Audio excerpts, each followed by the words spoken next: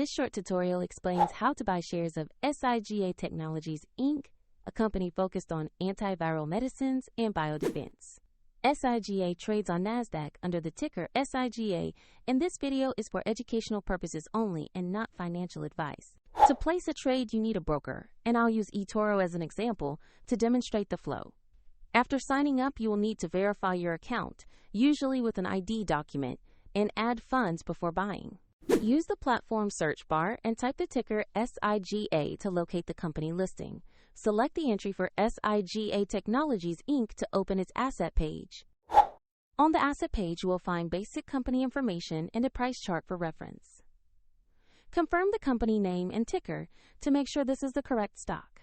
Choose Invest or Buy, enter the amount you want to invest, then carefully review the order details before confirming.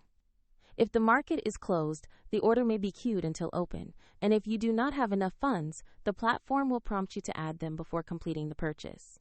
After execution, your position will appear in your portfolio, where you can monitor it. A soft call to action. The link to eToro is in the description if you want to learn more about the platform.